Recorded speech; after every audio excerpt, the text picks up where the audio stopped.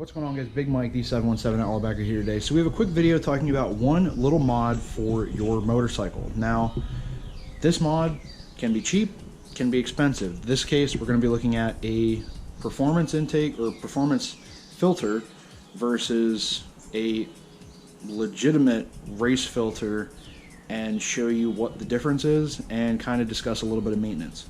So let's just get into this. These are the old filter for the Busa that was already in it versus the new one that we just ordered from Sprint Filters. All right, guys, let's check these out. All right, so we have the airbox apart, and this was the original K&N filter that was put in this by the previous owner.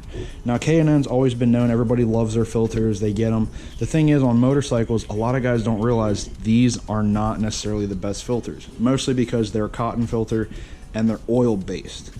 So it's an oil filter. That means there's oil that can come off this filter, get on your sensors. It can mess up like airflow sensors and things like that in your airbox. It can get in your motor. Don't necessarily know what kind of damage it does in your motor, but I know that it can cause servicing issues and things like that just because dirt gets in your throttle bodies and it causes all kinds of issues. But if you look at this, like, you can faintly make out that you can see light through this filter, maybe make out a few shapes here and there, but this filter is a cotton filter.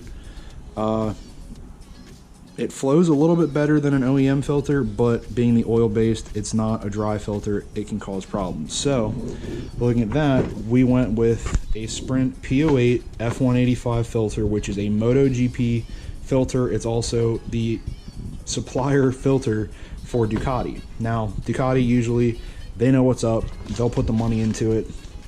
Now, before I put this up to the light, this filter went from this $80 K&N intake filter that you'll get at any sort of motorcycle parts store to this one that I had to special order from Sprint Filters, and it runs $240. But so you saw that. Now, you think the bike can breathe a little bit better with this? So this went from a cotton filter to a polyester filter. Now, the big thing in maintenance compared to this you have to soak in fluid or soak in some sort of cleaner to get it clean.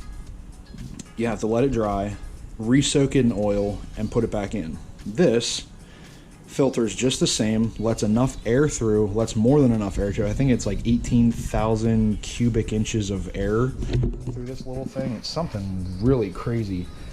But all I have to do is take this out, blow it out with an air gun, and put it back in. That's it. All it is a simple, take a air hose, spray out the dust, put it right back in.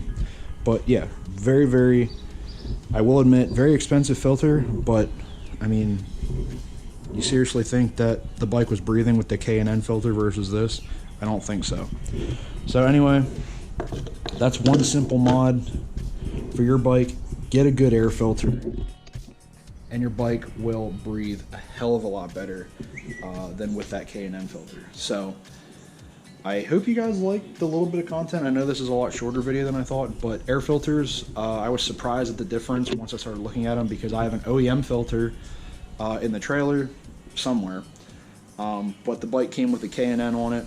I wanted to upgrade to the MotoGP filter, which you guys can see the difference. I mean, K&N filters are great for the money, I guess, but if you really want your bike to breathe and have no issues with sucking in any sort of harmful oils that can get on your sensors, jump to a Sprint filter. They have a $90 filter, a P08 filter, but if you want the maximum flow rating for it, you got to go with the P08 F185 filter. It is a legit MotoGP filter. These things are phenomenal. I've been recommended for these filters for a while now from a lot of my friends at race, and finally got one, and I see the difference. So as always, guys, I hope you liked the video. If you did, give it a thumbs up. If there's something else you want to know about the air filters that maybe I didn't cover, drop your comments down below and I'll get back to you as soon as I can. But as always, hit that subscribe button, hit the notification bell, and I'll see you guys in the next one. Remember, ride safe, ride smart, always wear a helmet. See ya.